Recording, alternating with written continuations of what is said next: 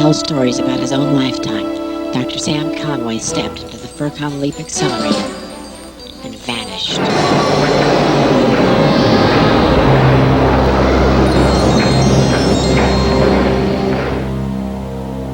He awoke to find himself trapped at a con, facing a room full of fans hanging on his every word and driven by an unknown force to relate his life history.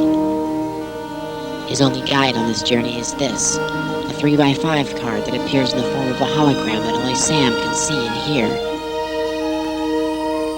And so Dr. Conway finds himself leaping from con to con, telling tall stories of his life and times and hoping each time that his next leap will be the leap home.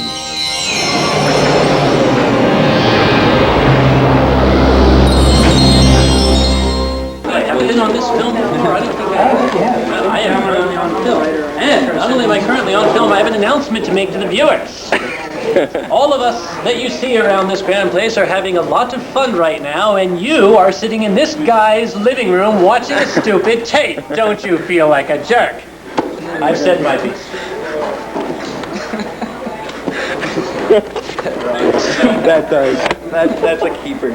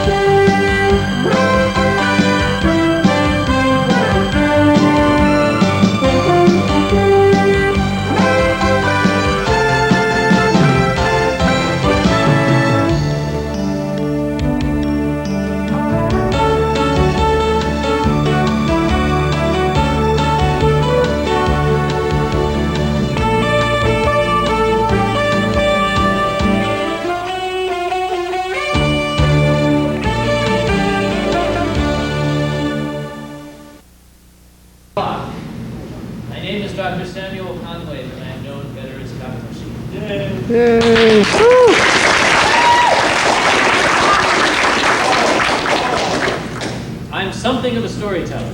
Something. What of a storyteller, I don't know. I am mobile, for one thing. Those of you with cameras make me believe my head is back and forth. Well, I would get the microphone except for two things. One, the cord is very short. Two, it's not plugged into anything. So, if it makes you feel better, I shall use the microphone. Do this sort of thing, yeah? I am, as you can perhaps tell by looking at me, not a medical doctor, I am a chemist. I am a research scientist. I do have a doctorate from the Fair Institution of Dartmouth College in Hanover, New Hampshire. But we're not here to talk about me. We're here to talk about some of the shit I did. And 2-hour auctions aren't part of it. I worked, those of you who've known me a while, I worked until last year at a nice little establishment in Philadelphia called Avid Therapeutics. AVID. Avid suffered a agonizing death back in August when it was purchased by another pharmaceutical company that said, okay, we want the technology, we want all the notes, we want the products you come up with, we don't really need the people. Yeah. They were kind enough to let us stay long enough to pack the boxes for them. Were they magnanimous? Let's hear it for Triangle Pharmaceuticals. My friends down in North Carolina, the bastards. Send them this tape, especially Phil Furman. Well, you might get the tape, so. I'm not afraid of him. Of course, I need to run any publications for that and cast him first, so. Well, that's for me, Stevie. Anyway, after a short period of between-job-edness, I became acquainted with a little tiny company in the little town of Aston, Pennsylvania. It's a little chunk of West Virginia kind of plunked down in the hills of Pennsylvania. We'll find out why soon. You're from West Virginia? Yes, I am. Oh, this is going to be uncomfortable.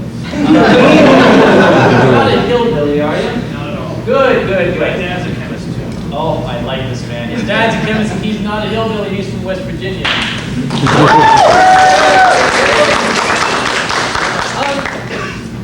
The name of the company, appropriately enough for a person with a furry background, is Bear's Den Bio. Now, when I saw that name, Bear's Den, I thought, that's cool. I'll work here. They gave me the job. The first thing I noticed was their logo. I don't know who the heck designed this, but the logo is apparently of a bear peering over a cliff into an abyss.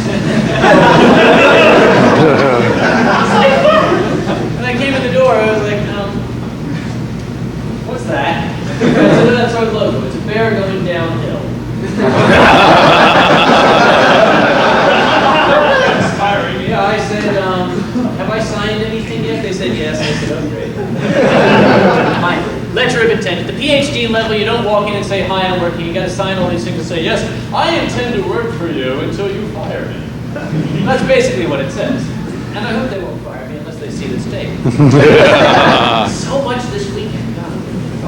Anyway, my introduction to Bear's Den. Bear's Den is a little place, a tiny company. They do not have that much money. Their facility is, I don't want to say substandard, but it's got a few problems. For one thing, the facility itself is located at the bottom of a ravine. It's the lowest point in the county. And as such, it's below the actual water table.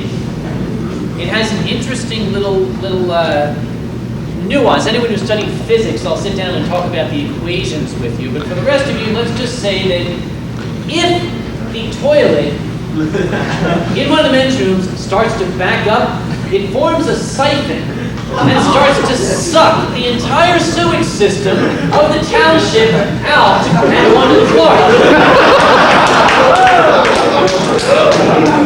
They tell people, please make sure the toilet does not back up. Because if it backs up, you're supposed to turn the crank off so the water doesn't keep flowing. There's no crank. Modern science.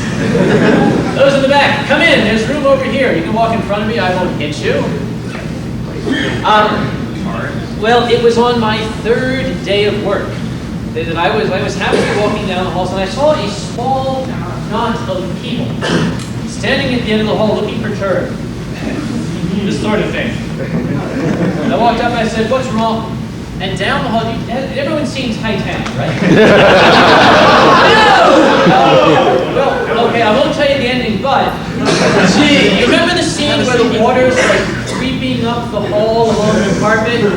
I'm seeing that. I watched the ladies' room. It's like way down here, and here's the water. And I said, what's going on? They said, well, the toilet's backing up. I said, who the hell's responsible for that?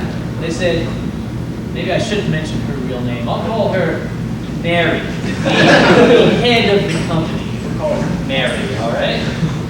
I won't tell you her real name until after the cameras turned off. Mary had apparently not paid any attention when she was through, and had simply left, and, well, the backing up had been occurring.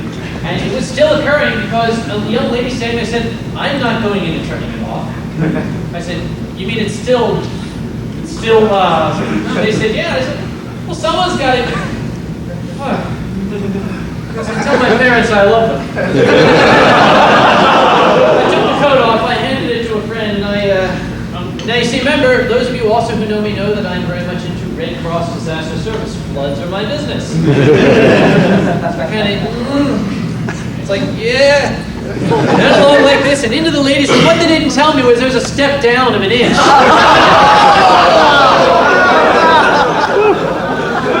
Hell. Splashing my way through. I'm not kidding. I will spare you the details. But I've not had hot and sour soup since.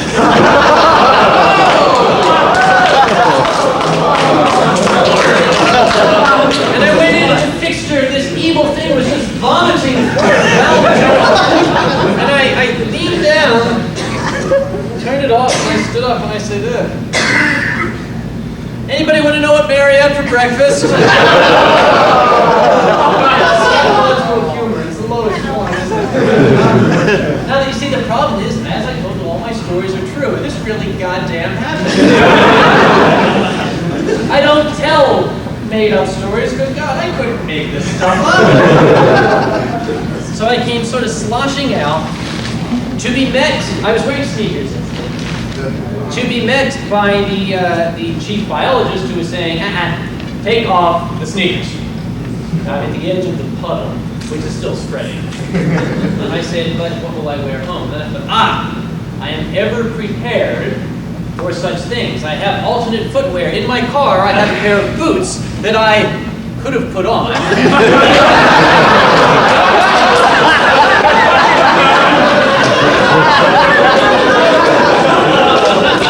know how you remember this stuff? Like, too late. I thought, oh great, so I took the shoes off, disposed of them, and put the boots on. So I had something to wear home. Throughout the rest of the day, as we were waiting for the plumbers and the cleanup men to come, I watched, as remember, this is the hallway, my office is here. I spent the entire afternoon sitting in my office watching the front slowly seep through the carpet toward my office door. And there was nothing I could do to stop it. It's sort of, we call it carpet chromatography. What we were hoping to see, chromatography is when, it's like when the water goes to the sand in the desert, you know, it strains everything out. We were thinking, well, maybe the carpet fibers, or maybe. I'm not putting my nose down there to find out. So, that was my my introduction to Barristan. Now, ever since that time, the scientific staff of Barristan Bio has broken away as sort of a bloodless coup d'etat and formed its own little company, now called Message Pharmaceuticals. That is now my employer. We have high hopes for it, and maybe next year it'll actually go somewhere. If next year you see me in a tin cup selling apples, you know it didn't. But anyway, one of the reasons I was having so much worry since the solvent front came to us, again, I mentioned this is the little village of Aston, Pennsylvania. Pennsylvania is well, ever since the 1800s, Pennsylvania has been an industrialized area, eastern Pennsylvania. I'm not talking about Pike County, the Amish people. It is industrialized. This has been a railroad center. It has been mining, steel. No one told Aston this. Which is why I say it's a little chunk of West Virginia that's kind of been dropped down here. It took us that long to get the plumber out. The plumber, who is the same guy, it turns out, that I see every morning on my way to work, with the long beard and straw hat and no shoes and overalls with the black powder musket. Wait a minute. I'm not making that up. I can prove it. Aston is an interesting area because it is very rustic. It's sort of a cross between Green Acres and Mayberry RFD with a bit of bedlam. Some of the scientific staff and myself decided one day that we were going to go out and try a new place for lunch. Ordinarily, we go down further into the town proper where they have civilized things like Taco Bell and Wawa, if you know that sort of thing. Well, we decided to try a little place called, appropriately enough, Sam's. So we went into Sam's, and Sam's boasts one of Aston's finest treasures, Lightning the Wonder Waitress. We walked into Sam's, and here was old Lightning, this rather rotund, toothless old woman leaning on the bar grinning at us. And we went in, and I nodded her, and she nodded back. We kind of stood around, looking at all the empty tables. I did this, and she, yay.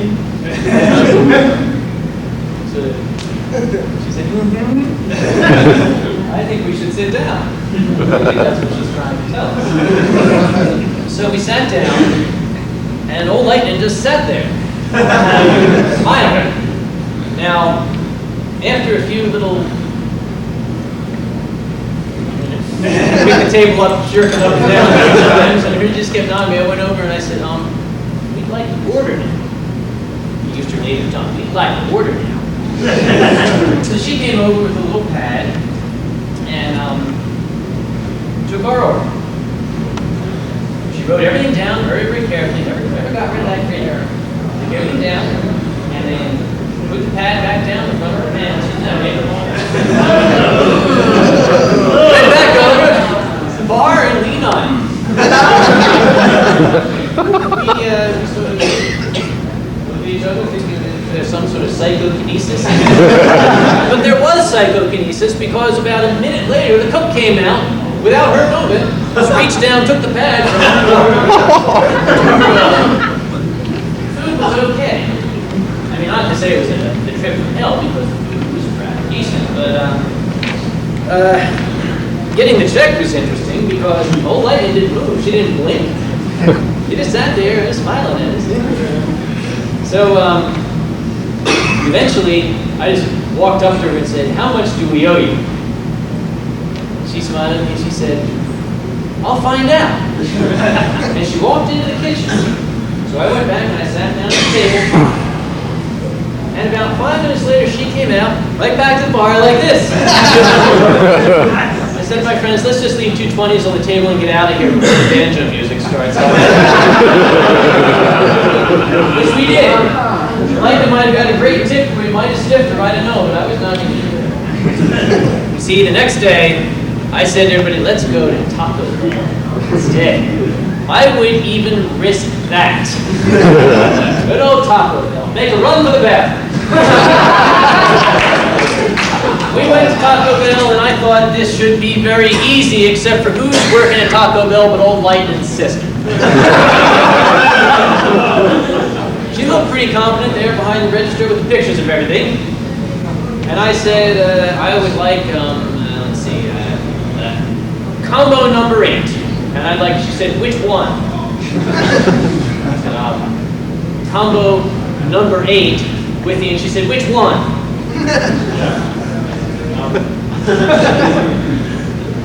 Number 8.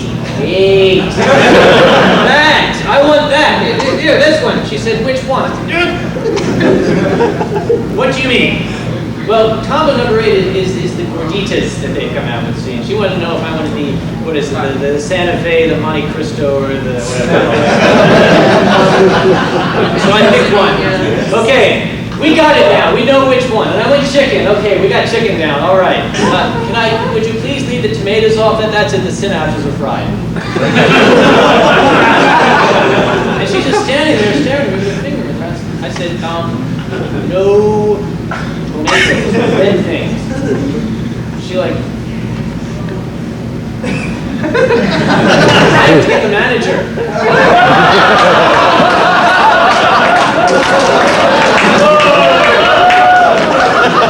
I'll eat the tomatoes. I'll pick them off. Please don't get. Oh, jeez. She came back with the manager and they had a little conversation back there.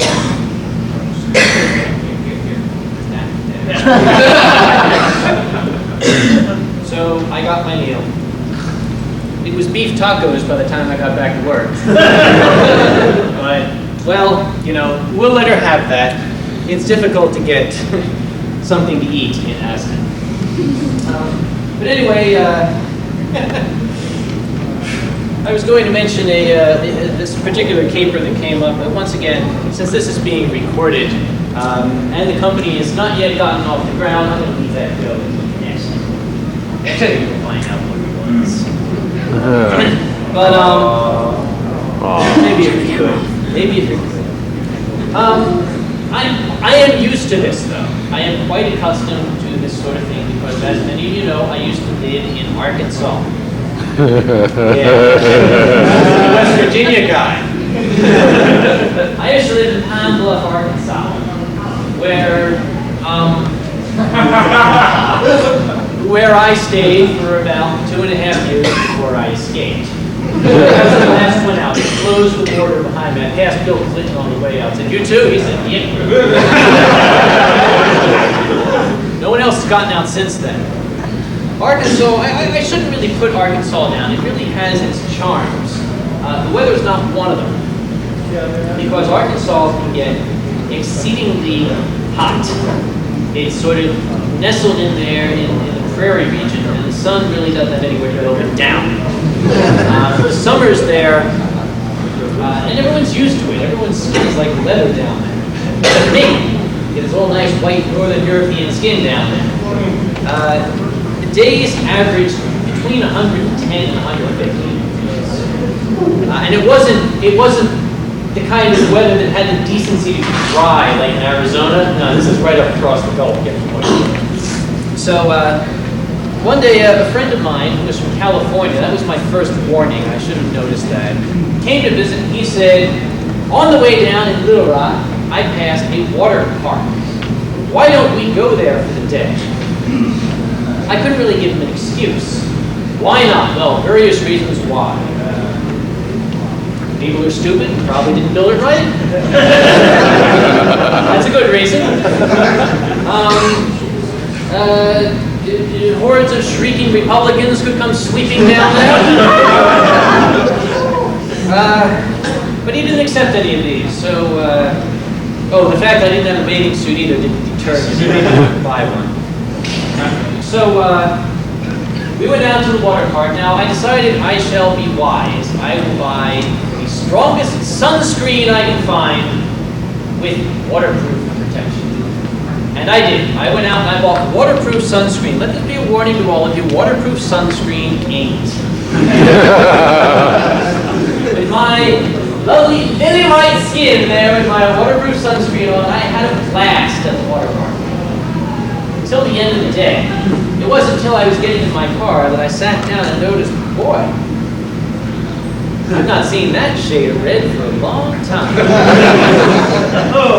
Now, the problem is, when you're running around the water park, you don't just get it like on the back of your neck or something, you've got it everywhere. Tops of your feet, all up your legs, all around your chest. The only part you don't have is the place to count. That would have been the death of me. As it was nearly the death of me because this started to ache. It was 2 hours home.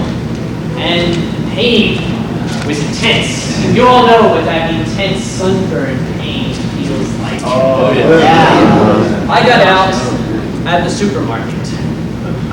What the heck was the name of that supermarket? I should remember because it had the same name as the funeral home next to it. It always scared me when the meat specials were on. Same man, but I don't remember the name. It's been a long time. I got out of the car like this. And I went shuffling, and it was hard getting through the automatic door. I had to stop. And I went to the counter. Now, supermarkets down there aren't quite laid out the way they are up here. It's almost a general store atmosphere. The stuff is in random locations. And I went up to the lady at the counter, and I said, have anything for sunburn? And she looked at me and said, woo-wee! You! You just go on there down aisle 3 and we'll find something. Going on down aisle 3, and I was really not comfortable. Now the problem is, it's not really a problem, but that day it was a problem. Arkansas is just crawling with Baptists. Baptists, despite their foibles, like to help people. I suddenly had a crowd of them around me giving me all sorts of advice. You know, boy, you ought to put some vinegar on that. Yes, sir, I'll take care of that right away. Put some vinegar on there, it pulls the burner right out. I said, really? The thing is, I was in such pain, I was thinking of trying. But I didn't really have the guts. Does anybody know if that works or not? We do teabags. Teabags. Teabags are so rags. Panic acid, vinegar. Yeah, you people are all alike, aren't you? Just give me the damn aloe. Live snakes, that would do it. So I got the aloe stuff. It was hard bending my arm just to put it on. But the problem was, the next day it started to listen. It looked like some sort of reptile. And I walked into work like this. Remember all the Dwight from the former stories? You remember Dwight. He comes up and says, what would you? I said, I got sunburn. He said, you all put vinegar on that. I said, shut up! I thought at this point, I got to go to the doctor. Now down there, you can either go to the main doctor or you can go down to the doc in the box down the road. And I was a little scared of doing that because you never know what you're going to get. It's sort of like, you know, why does Lightning's sister work at Taco Bell? Why does this doctor work at the doc in the box and not at his own practice?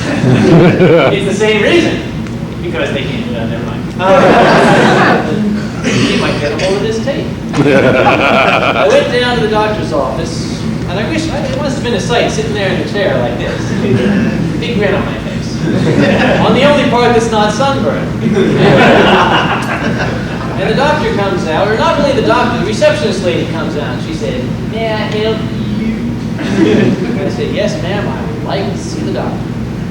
She said, "Well, let's see." She goes back, she said, "Well, I got an appointment 2 weeks from Wednesday." I said, "Am I up north again? What the hell's going on here?" She wouldn't let me. She would not let me. Because the next appointment is 2 weeks from Wednesday. Doctors are the same all over. That's happened to you, hasn't it? Mm-hmm. Yeah. So I decided, let's go down to the doc in the box.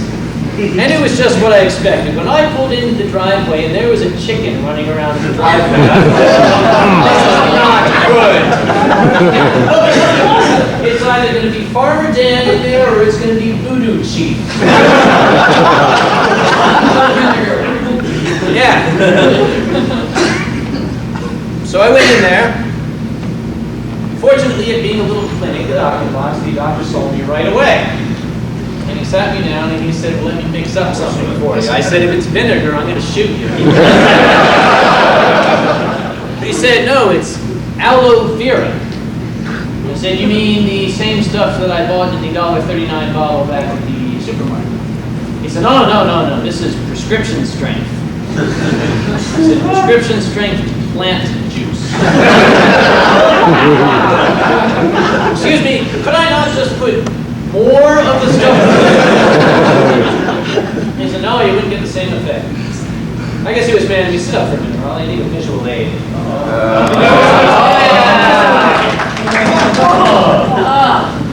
You really hate me, don't you?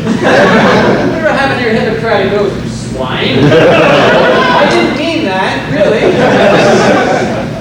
But believe it or not, prescription strength aloe, whatever the hell that is, really works. Because in the morning, it was kind of all cleared up. So at least I wasn't walking like this and working, right? You get through doorways without problem. That was my first summer in Arkansas. I thought I should be able to handle the winter better because I'm a northerner. I'm a Yankee. And I can. Winters in Arkansas are perfectly handleable by someone who has seen them before. It just so happens that if you're surrounded by people who have absolutely no idea what to do when it snows, there's not much you can do. It snowed to the tune of 1 inch one night in late November. It was a blizzard. The area ground to a halt. Schools were closed. Stores were closed. Only the government buildings in Little Rock were open. Just so happened I had some business to attend that day, and I was glad of that. Now, I used to go to school in Vermont. Rather than schools in New Hampshire, I lived in Vermont. I got used to driving through snowdrifts that was bigger than the car, and the car had to kind of make holes in it. So, exactly, that the 1 inch of snow was not too bad for me. It was a little difficult at first because the state of Arkansas does not own a snowplow. Neither does it own any sort of snow removal equipment. Like a shovel? It does own one sand truck. I saw it operating around the Capitol building. The sand truck, what they call a sand truck, is a very large dump truck with 4 convicts in the back with shovels.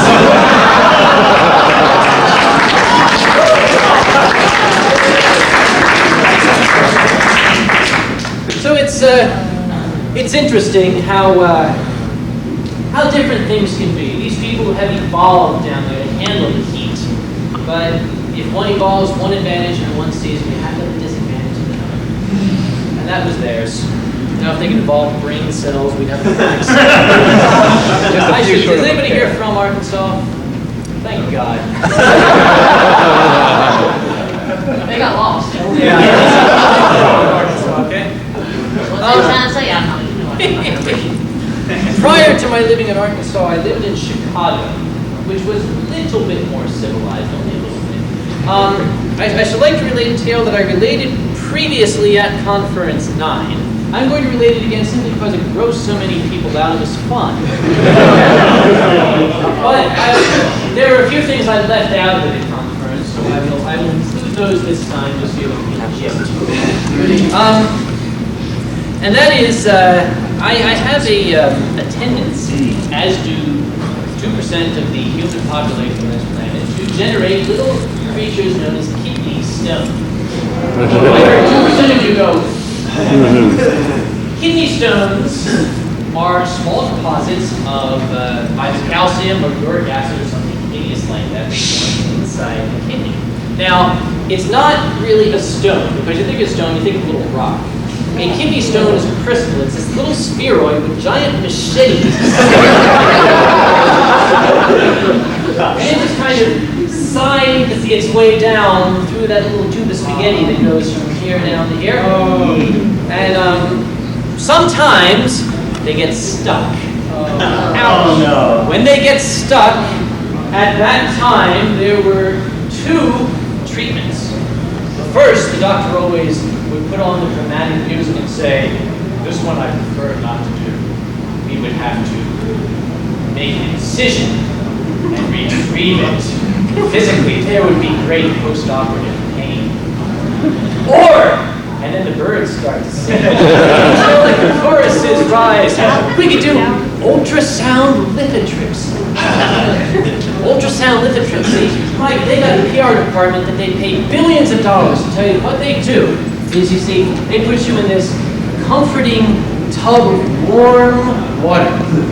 And they put you under a general anesthetic so you quietly drift off to sleep in this comforting tub of warm water while very specially focused sonic waves are aimed at the kidney stone from without, and they cause it to shatter into well, that's not the bad part yet. Cause it shatter, and then it passes on its own. I'll get to that. Well, there are a lot of things they don't tell you. Now, my brother-in-law, John Holby, he is a physician himself, and he explained to me why they don't tell you. He said, because then no one would do it. I had a question. The doctor skillfully sidestepped the question when I asked him. I should have known this was the problem. I said, how exactly do you focus the sound waves in such a fashion that they actually hit the stone and not the intervening flesh? I never got my answer until later on when I found out you don't. What happens is they put you in this tub of water, the sadistic doctor aims this death ray at you. It then pummels your body from without at 10,000 cycles per second until the stone is smashed.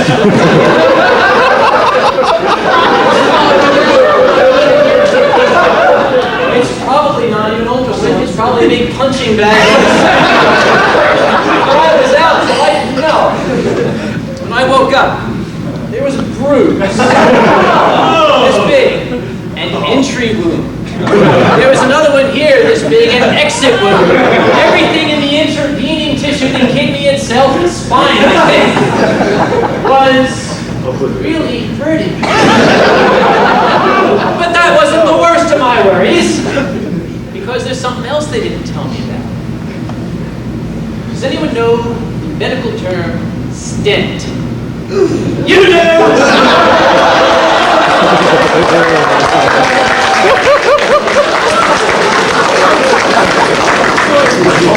A stent is a thin rubber tube, catheter material, that goes from the kidney to the bladder. It's entirely internal. It's designed to keep those little pieces of sand from ripping apart that little tube of spaghetti on their way down. They don't seem to worry about the rest of it on the way down. Think about that. I was missing sand for 4 days, that's what I'm telling you. But this stent is inside you. And the first thing I noticed was, in order to get the stent out, or in order to track it or something, they gotta keep track of it. It's like, I mean, you can't like release a ferret into a hole in the wall without putting a leash on it. There was a string running from a place that I had never before had a string. And it was kind of taped right here. And I called the nurse over. The string. She said, yes, that's the stent. I said, what's the stent? She explained to me. And I said, well, when do you take it out? She said, oh, 10 to 12 days from now. With the string. So I apparently I was doomed for the next 10 to 12 days to have that string. The string, under ordinary circumstances, you could almost get used to. You could almost forget it was there. Except when it got caught in the zipper. And during those periods of physiological change that a gentleman occasionally undergoes. Gentlemen, picture, if you will, flossing yourself.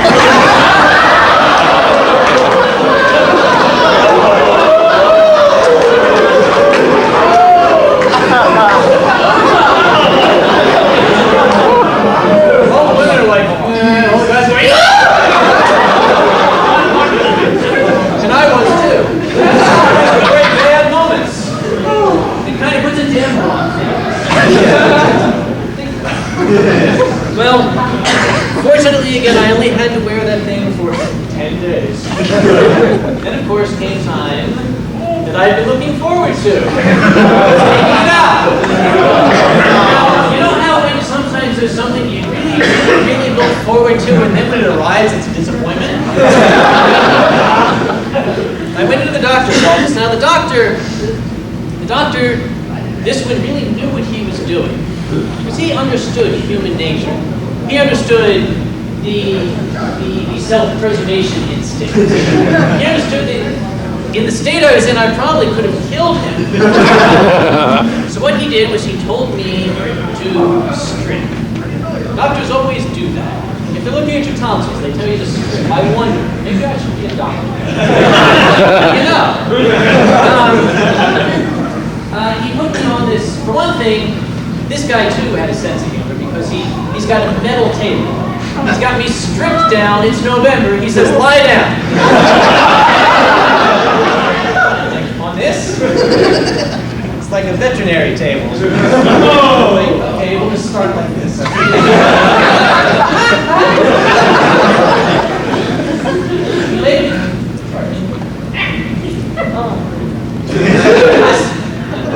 Get rid of that. He laid me down upon this table, and then he started puttering around the three sides of the table. While I was lying there around my head, much like you see, fiddle with something over here.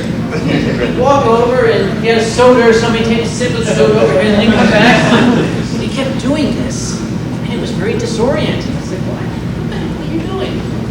But I figured, this man's a urologist, he's been to school, he knows what he's doing. He kept doing this and talking to me the whole time, asking me inane questions. So, I hear you're a postdoc at the University of Chicago. Yes, I am. You work on, and at one point, he was over here, and apparently forgotten what was over here, and he leaned across me as though to get it. And what I noticed is he put his forearm across my chest. And about the time that I said, what the hell are you?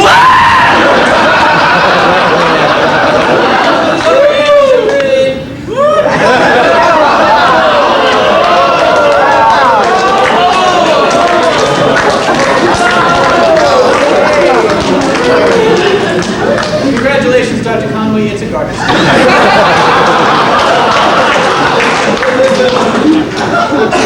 Now, the stent itself is only about that long, but I could have sworn it was 20 feet long. said, okay, you put your clothes on, you can go now. I said, and I did manage somehow to get my clothes put on. And fortunately at that time, I was renting a room in the home of a very sweet little old Chinese lady, Mrs. Han, who saw me walking back from the hospital like this. Mrs. Han took me and nursed me back to health. The cure at this point was definitely worse than disease. Mrs. Han, I don't know where you are, but God bless you. Filthy liar, I do assure you that everything I will tell you today is quite true, simply because I don't think I can make any of this stuff up. Most of my stories come from experiences I have had working with the American Red Cross. When I'm not a chemist, I'm a disaster service worker. My job, if there is a hideous disaster, is to set up a shelter. I have to take care of people who are displaced from their homes for any sort of horrible catastrophe. They serve cookies at these things. That was the allure at the first part. Not only do you get to wear this neat white helmet, but they have cookies, as many as you can eat, and no one says anything. So, back in January of 1996, the town that I live in, Pennsylvania, was struck with a double blow. We had a very heavy snowfall, followed by very heavy rain. That made for flooding. Floods are no fun. As a matter of fact, they're the grossest kind of disaster, because with a tornado, it blows things apart, and then you put them back together again. Volcanic eruption, it buries everything, you don't worry about it anymore. With a flood, it does sorts of things as make the sewers back up, cemeteries wash out, you have coffins floating around. They're really not fun disasters. I could go into more detail, but I know some people have just had dinner, some people are going to have dinner after this, so we'll leave that go. Not that that's ever stopped me before, I'm just waiting to get the good details later. This little town known as Bridgeport, where I live. You won't find it on the map. Well, actually, but the mighty Schuylkill River, which flows eventually through Philadelphia, had overflowed its banks and flooded out an apartment complex, which is on its banks. I found out something rather interesting about Bridgeport, the Schuylkill River, and the people who live on its banks. They're all weird. And I mean, they're really weird. You see, in the neighboring town of Norristown, there is an institution known as Norristown State Mental Hospital. Rather, it was known as Norristown State Mental Hospital until the funding got cut and they turned all these people out. Where'd they go? Bridgeport. Particularly into this one apartment building. It is, let me see, roughly 25% really crazy people, 25% recovering drug addicts, 25% current drug addicts, and 25% more or less decent people looking for a different place to live. And again, the Red Cross is a non-discriminatory organization. Any sort of creep or weirdo is welcome. Well, they came in. We opened up a shelter in a local elementary school. And the people started coming in. Now, every name that I give you will be a pseudonym, simply because there are privacy issues, confidentiality issues. Also, I don't think I ever got their real names, so just forgive me if I make them up. The first person who came in was an interesting little old lady that I started privately referring to as Rosie No Teeth. She was a sweet little old lady who had no teeth and didn't speak English anyway. So she came up to me and she tugged on my sleeve and she said, I said, I know. Yeah, that's coffee? She said, I'm a mailman. I said, I thought, why don't you just sit down right here? I know, you're very tired. Why don't you sit and rest? I'll get you some coffee. You have to be polite to me. And I'll start now, too, by reminding folks that the victims of disaster are many and varied. For some reason, I always get the little old ladies who can't walk and the extraordinarily fat people who can't walk. That's just me. It's my lot. I don't know why. They gravitate toward me. I have nothing against either, except when I have to carry them. It just so happened that after the little old lady who couldn't communicate with me, in came the largest man I'd ever seen in all my days. 6 ambulance attendants on either side of a double-sided gurney, carrying him like this. they brought him in, and they stood him up. He was easily 500 pounds, perhaps more. And he just sort of stood where he was, because we were afraid to let him move. He was actually a very nice fellow. He wanted to help out. Sort of the heroic sort. Here he comes, Mega Fat Man! No, he won't fly. Mega Fat Man fortunately had a sidekick that I called No Brain Boy. Because his IQ was sort of the inverse of Mega Fat Man's weight. I think he'd been lobotomized or something. Because he mostly wandered around and bumped into walls. The two made a great team. They were fast friends. And it was fortunate that they had each other, because it was later that night, Mega Fat Man had gone outside to smoke a cigarette. They always like to smoke cigarettes. Everybody smokes. And No Brain Boy came into me and tugged my sleeve and said, Mega Fat Man needs to stand up. I said, great, tell him he's free to. He said, no, he needs help. All right. I went outside and I said, I hear you need... I'll get back to you, all right? Give me a sec. And I went inside. Now, you don't want to make a broad announcement, but I went around to people who looked strong and fit and sober. Excuse me, you look like you could bench press a truck. Could you come give me a... And between all of us, we were able to get poor Mega Fat Man to his feet. And we were able to bring him inside. Now, the next problem we had was we need to put these people to bed, someplace comfortable to sleep. The Red Cross provides these little cots. They're made out of aluminum. They're about this wide, exactly 6 feet long, with a little strip of canvas stretched in them. And I brought him over, and I looked at him. I thought maybe if we put two together, one cheek on each. That wasn't going to work. Aluminum is a very flexible metal, as you can imagine. Unfortunately, again, this is an elementary school, so we went to the gym, and we got all of their crash pads. And we lined them up, and we just sort of got the man in front of it and said, okay, close your eyes. There, you're in bed, good night. It was, again, an interesting crowd. I learned that night that police officers have a sense of humor, because there were a bunch of them in there with me until about 11 o'clock in the evening, and they said, we're going to be going now. Who's staying here with you?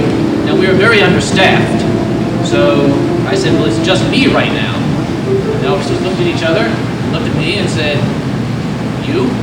Alone? I said, yes. They said, well, we wish I had an extra capstone to give you, but we need the ones we got, and they left.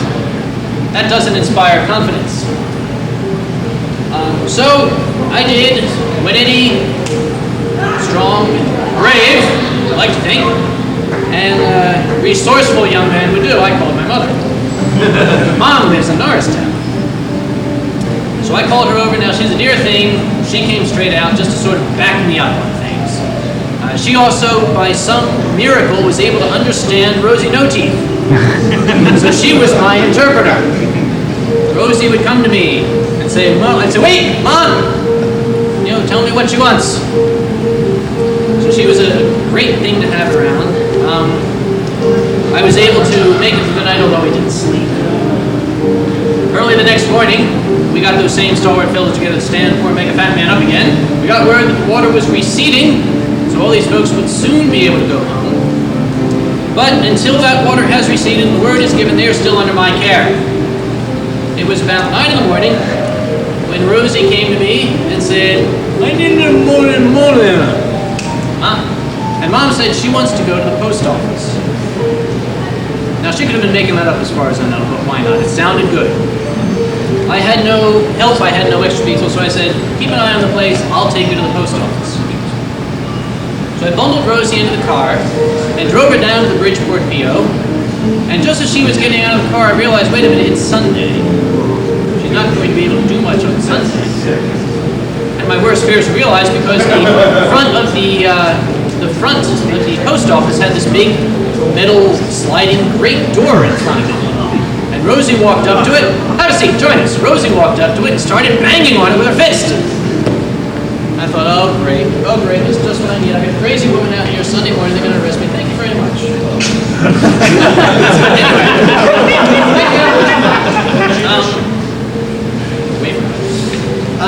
she was very insistent. Both hands after a while. She's pounding away at this thing. And I started to get really scared. I mean, she could be violent. By the way, that was the night I learned what methadone is. I'll let someone else tell you what that is. Well, finally I walked up behind her. I'm saying, Rosie, this is not a good thing. What you're doing makes you look frightening, and the police are going to... Well, while I was saying this little door suddenly opened up in the middle grate, and a fist came out with a $5 bill in it. Rosie took the $5 bill, and she put it in her little purse, and she turned around and sat back down in the car. Next Sunday, I was out at the post office. But it never worked for me. To this day, I don't know what the heck was going on in there. Maybe she... Well, the waters did recede. I was able to send the people home. It was not without its problems, as you can imagine. One problem in particular, I don't like to call it a problem per se. It's that there are some people who are discreet about some things, and some people who are not discreet. We see it amongst our own numbers sometimes. And that was the late evening. I was making my rounds in the shelter. Now, fortunately, in the very late evening, around 1 a.m., some more volunteers finally showed up. It's like, thanks, headquarters. No, it's only 10 hours late. Wonderful people. And one of them was Joyce. She's another little old lady, but she's on my side. And she's a nurse, and she's been with the Red Cross about 100 years, so I deferred to her. Especially when things come up that I don't know how to handle. I can handle most situations, but when I walk past a cot and I see a huge lump in it, and the lump is going up and down like this, and there are noises of unmistakable origin coming out from under the blanket, that you kind of... What do? Do you say something to them? Folks, this is a public shelter. There's 100 people in this room. Could you go elsewhere, please? Maybe? Stop that? Under the blanket, you hear, Fortunately, as I said, I had Joyce with her experience. I said, Joyce, what do you do when people are going through motions of, they're like doing stuff. Well, she came out to see what I was on about, and she looked and she saw the mysterious lump doing this. She just sort of shook her head, and she walked up to the cot and kicked the head out from under the cot, so it went down the good like that. I just went to the men's room then. I didn't want to know what was happening. I just stood in there for about 45 seconds and came out, and Joyce was back at her desk, and the lump under the cot was perfectly still. I'll have to remember that trick if I can have the guts to use it. Again, working with the Red Cross generates some... You get a lot of bathroom humor with the Red Cross. You have to. Because, let's face it, it's the bodily function, and bodily functions of other people are our business. That's our logo, in fact. It used to be help can't wait. Now it's bodily functions of other people are our business. There was a box factory in Philadelphia. I said was. It burned down. Nobody lives in a box factory, but in that instance with a major fire, we had to evacuate the surrounding neighborhood. And that's an easy one. Houses themselves are not in danger. People just had to spend the night in the shelter. Amongst the many refugees was a very, very frail and weak little old lady whom I will call Henrietta.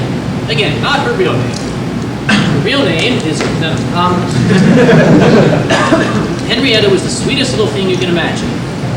Very friendly. She was clear of speech. She had dentures. I can understand her. She was sitting all wrapped up in a blanket by herself. And I happened to pass by her. And she said, "Oh, young man. And I said, "Yes." She said, "I have to go to the ladies' room." I said, "Well, it's just up the hall there on the left." She said, "Well, I can't go on my own." All right, we're trained for this sort of thing. What I need is a female volunteer. I got those. Well, I got one. At least that night I had one. I went over and got her and tugged her over. And as I tugged her over, I realized that who I gotten was Renata. Renata is a very, very good volunteer, which is about this tall. And I look, the old lady's not that much bigger, but she's still So I said, could you take her to the, around the corner thing? So Renata gamely got up and tried to, but couldn't do it. Now, all the other volunteers are guys. And I look around and they all went, phew! Thank you, teamwork. So I took her arm, very gentlemanly. Renata on one side and me on the other, we kind of took her like this, doing a little old lady walk. Got her down to the ladies' room. Sure you want to hear this? Oh yeah. Just great at that.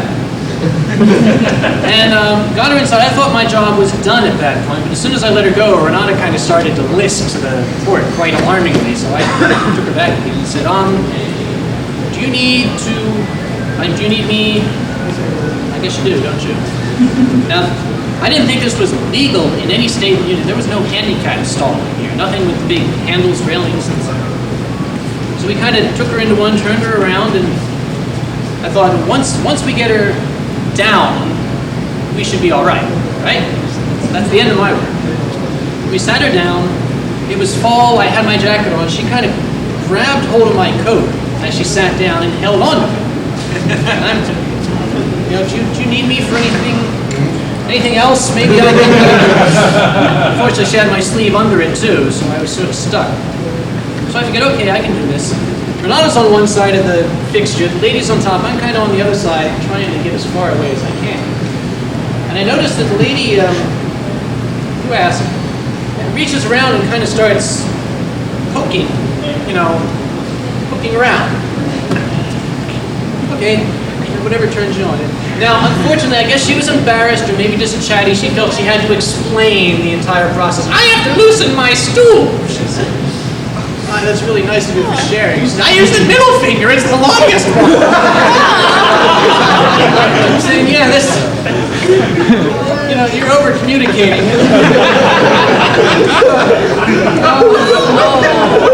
I don't look at Renata, I don't want to know what her reaction is. It is bad enough I'm in a ladies' room, the walls are pink, I'm not used to this. So finally she wraps up the affair and we take her back, and she kind of just cursorily rinses her hands off, and I didn't want to hold her any longer than I had to. Fortunately, she still had the same hand gripping my sleeve. She didn't switch. So we take her back to her little chair and, sit her down real slow, wrap her up in her blanket. Anything else you need? No? Good. I'll be outside. So Renata and I started to walk away, and as we left, along comes Alfred. You haven't met Alfred. Alfred was the Red Cross's PR man. And there's nothing better for PR than to have the Red Cross man sitting there with the little old lady. So he, of course, sat down with the little old lady and made sure there were some cameras nearby watching this. And that was fine. We're watching this. Except when he took her hand and did this.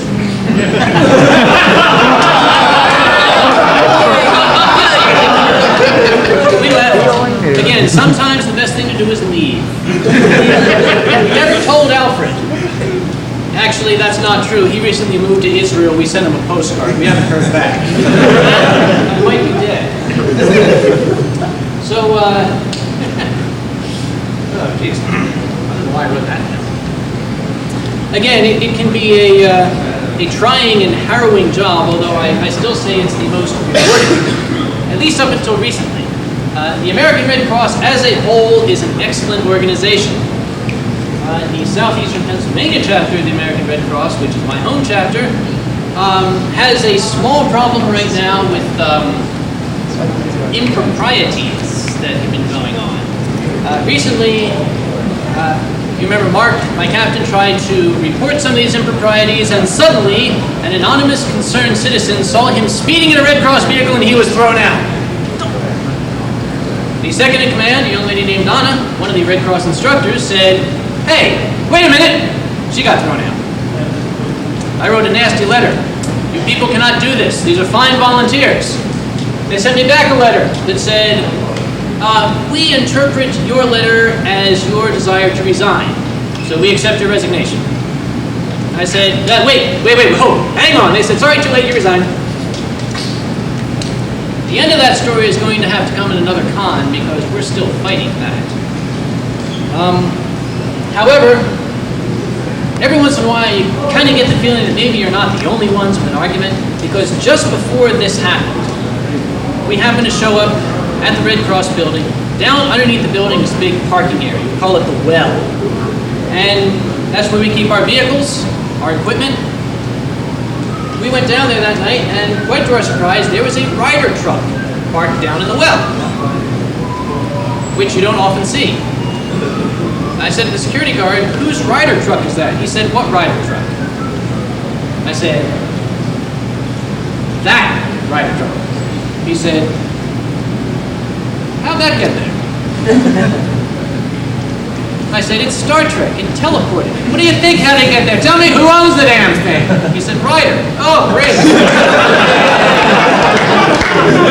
I called up to our dispatcher. I said, "Lillian, who owns the Ryder truck down in the well?" She said, "What Ryder truck?" I said, "Thank you very much. No information needed."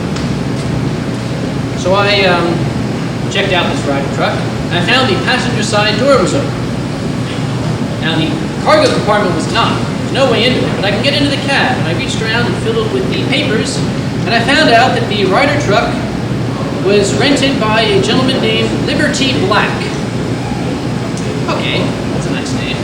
A nice name for a guy who, on the same driver's seat, has a book called The Art of Survival in the 21st Century.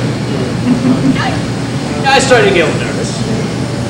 So, I made some inquiries. Called up good old Alfred, remember him?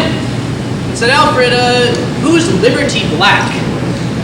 And he said, "Oh yeah, he was the director of the Massachusetts Bay chapter. They just fired him." I said, "Oh, they fired a guy named Liberty Black, and he is now man at the Red Cross, right?" He said, "Yeah." I said, "Is there any reason why his Ryder truck would be in our chapter?" He said, "No." I said, "Great, thank you, goodbye. Mark, let's go home." We did. The next morning, the truck was gone. The chapter building was still there. Although, I didn't listen to the news. For all I know, the Massachusetts Bay chapter could be gone. Anybody hear about it? So, chances are we were not the only ones. But as I said, there'll be more to this story after I've gotten a few people fired. Working on it. No. I've been with the Red Cross. Hello. I've been with the Red Cross 20 minutes. No, about 4 years now. I got my start down in the sleepy village of Pine Bluff, Arkansas. I'm not from there. Thank you. I was just living there at the time. Pine Bluff is a nice place. They have an excellent Red Cross chapter.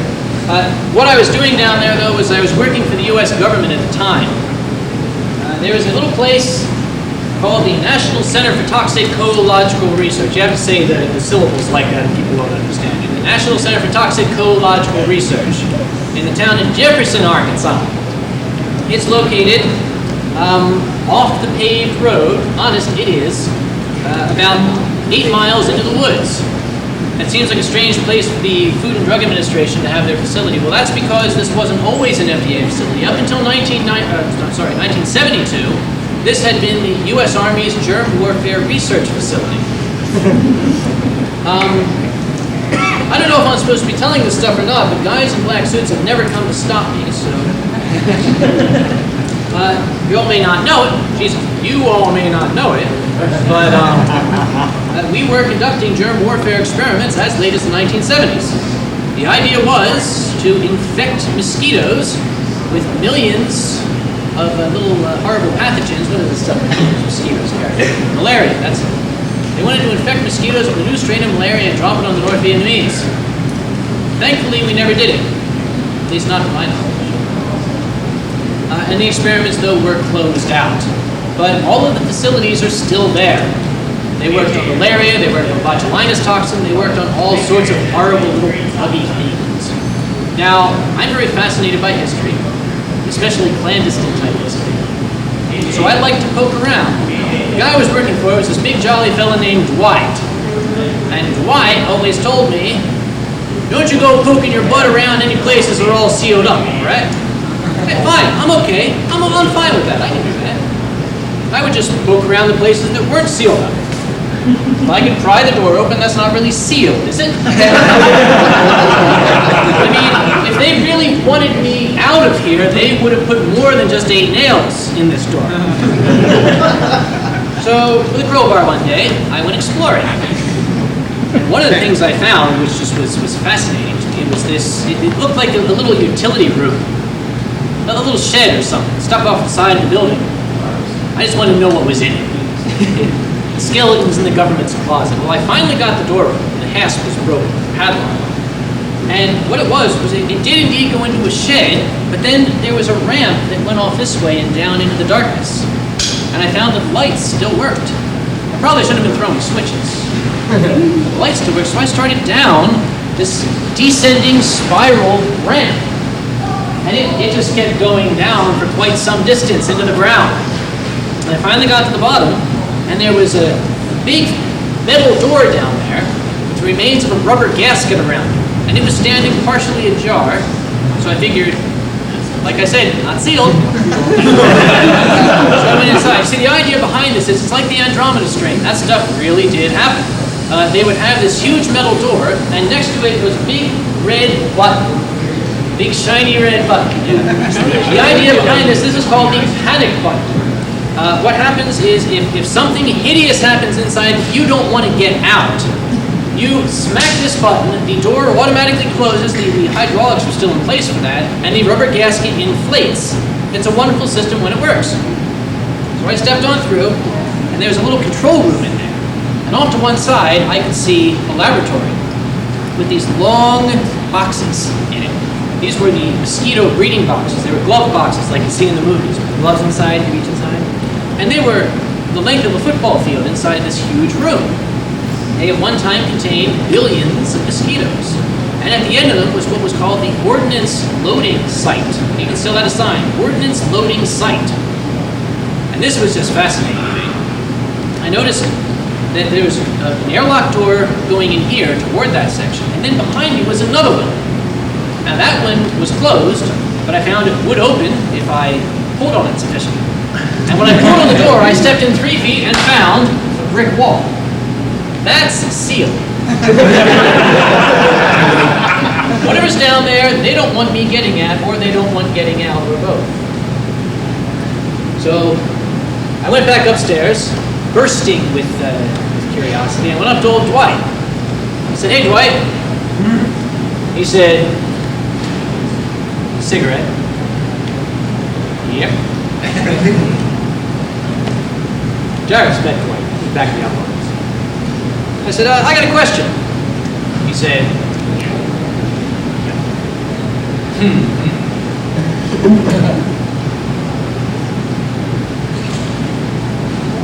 I thought maybe he died.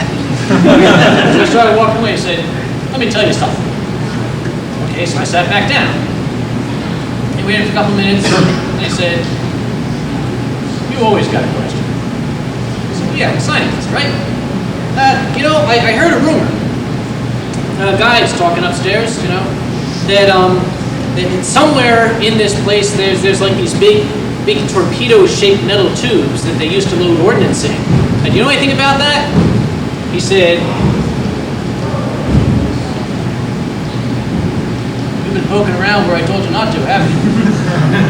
I said, "Dwight, come on. It's me you're talking to." He said, "Yep." So he told me.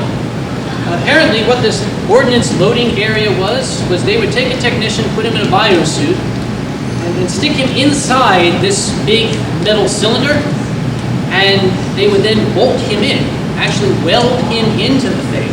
And he would literally load the mosquitoes or the germs or whatever into the ordnance.